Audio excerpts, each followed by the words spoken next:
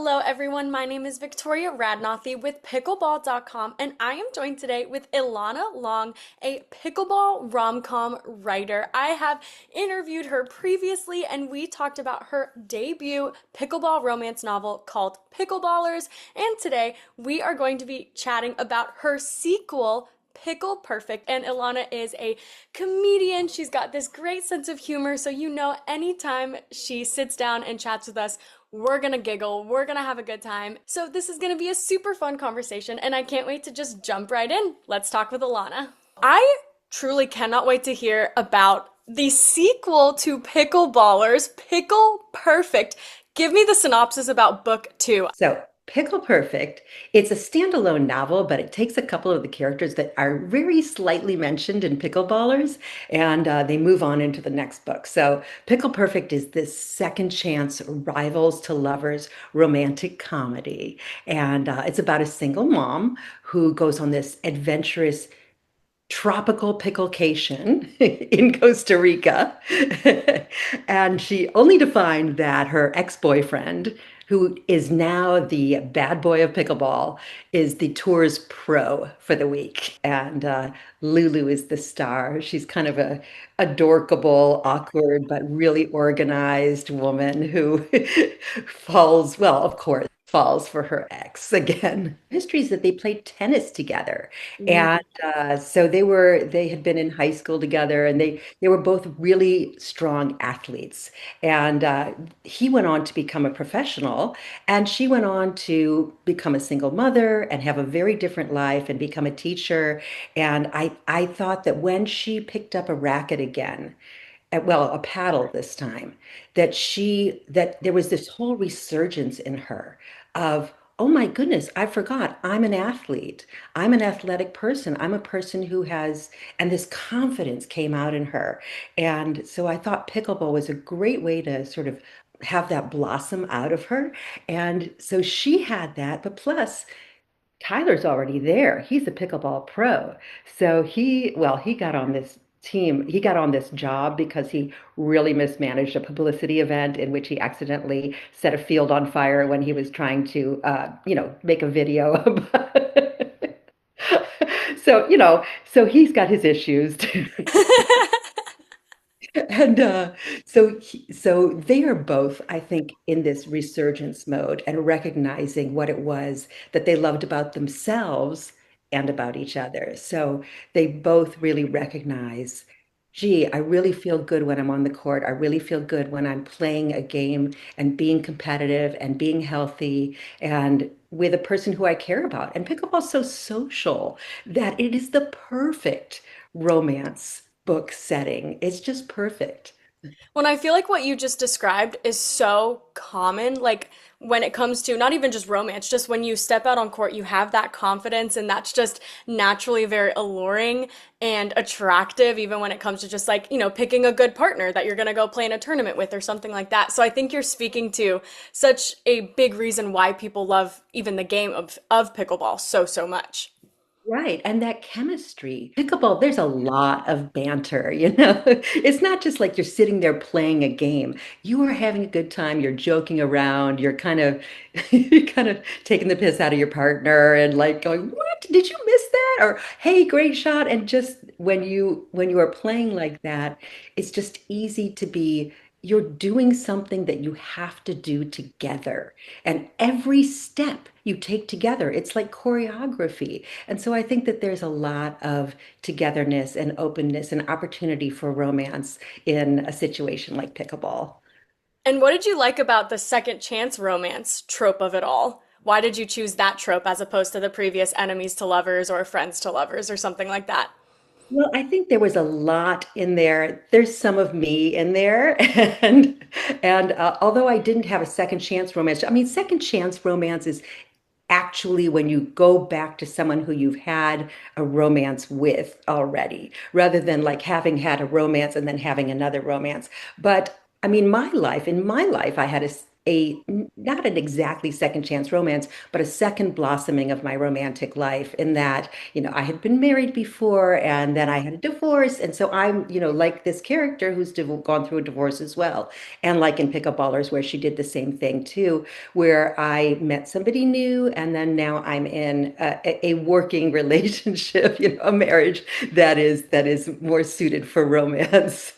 Well, and it's such a fun dynamic, you know? I mean, there's already tension, there's history, there's drama, you're on the court, you're off the court, there's chemistry. I mean, it's such a ripe place of good stories, you know?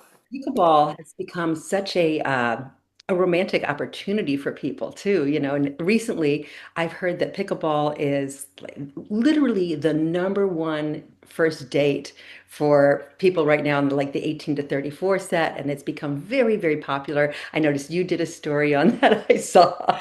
And I do think because it's so, it's low pressure, it's a lot of fun, it's a great way to meet. It's like speed dating, sort of. You meet different people when you go to open play. And yeah, you're going to play with some, 75-year-old woman who stands there with her paddle in front and just goes like that.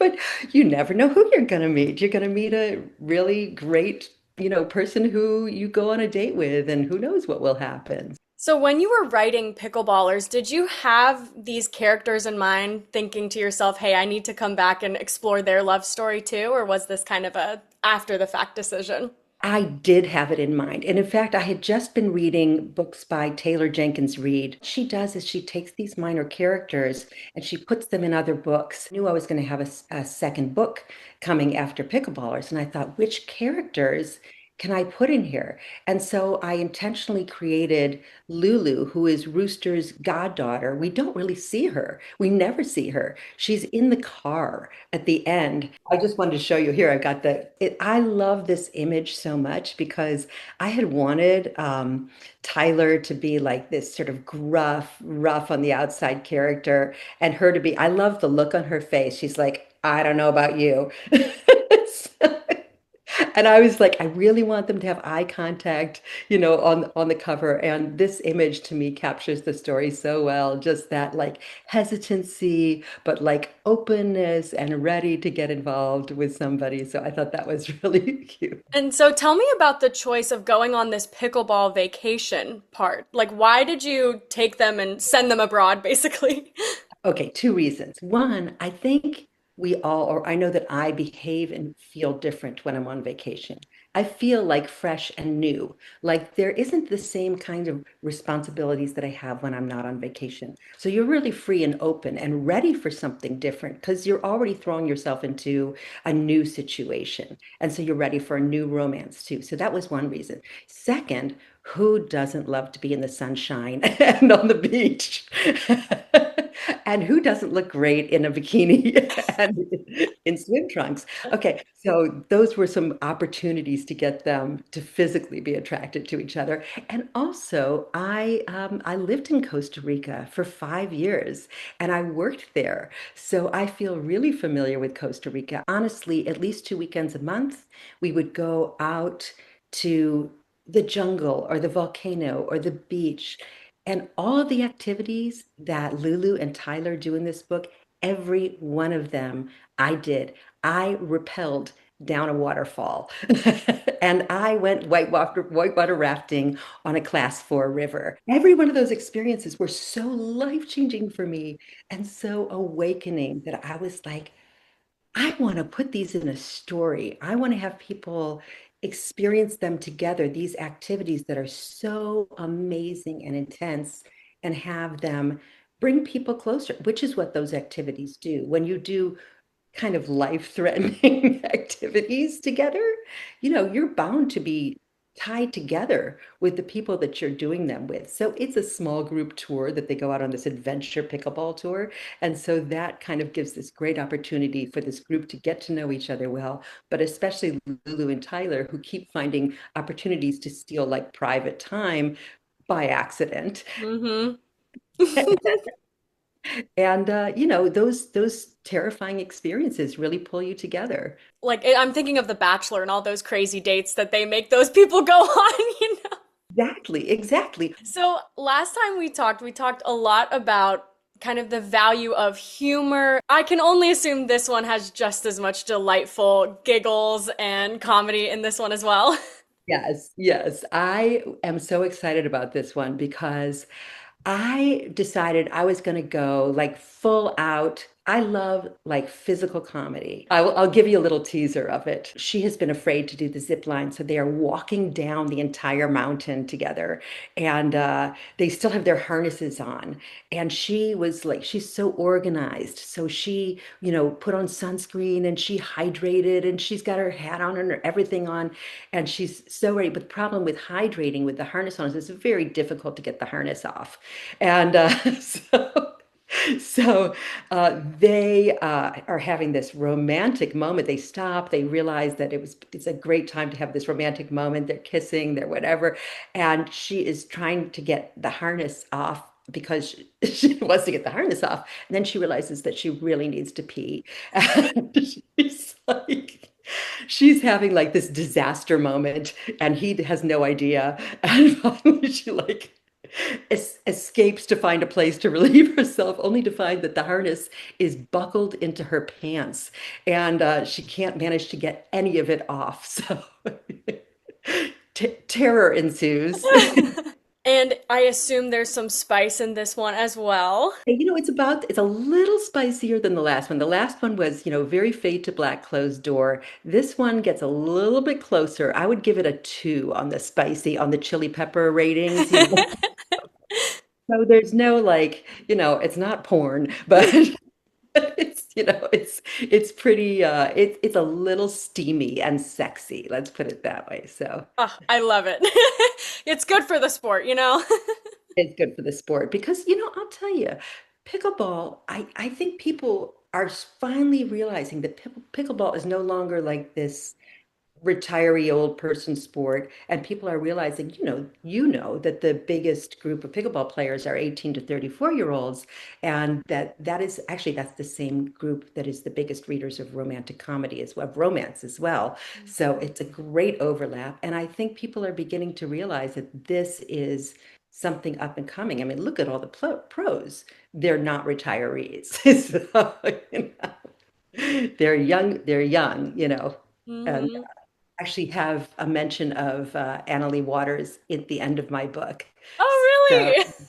And uh, did you get to read the audiobook too? I did. Oh, thanks for asking. I meant to bring that up. Yes. So I did get to narrate the audiobook. It was so much fun. I love narrating the characters because it gives me this chance to bring them to life because I can see them in my head. I can hear them in my head. And it's really cool to just bring life to them and have them talk. And I can hear them. It's really cool. Yeah, I feel lucky that I got to do it because I have a background in acting and in narration and voiceover. And I did comedy at Second City for a number of years, no, just a year and a half. And so I feel like I got to use those skills that I worked really hard on in my younger years. Now that I switched to writing, and I haven't had as much of a chance to do it. So it feels really good to go back to it and to remember, just like Lulu in the book, where she, picks up something that she had really well, that she had done really well, and realizing that it's still in her. She didn't lose it because of a gap in time. Finally, please tell me where and when people can buy Pickle Perfect and where can people follow you? Pickle Perfect is available right now. It comes out October 28th. Penguin Random House is the best place to order Pickle Perfect. Also, my website, you can order it. That's ilanalong.com, ILANALONG.com. And or follow me on Instagram. I hope you will. It's at Ilana Long Writes, like rights. So I hope you'll follow me. You'll see some really funny and corny videos that I make there too. So, but thank you so much, Victoria, for meeting with me and for talking about Pickle Perfect. And it was really terrific to be here with you. Scan the QR codes on your screen to follow pickleball.com on Instagram or go straight to our website. And if you enjoyed this, check out another deep dive into writing a pickleball rom-com with author Kate Spencer, who wrote All's Fair in Love and Pickleball. I'll see you at the pickleball court.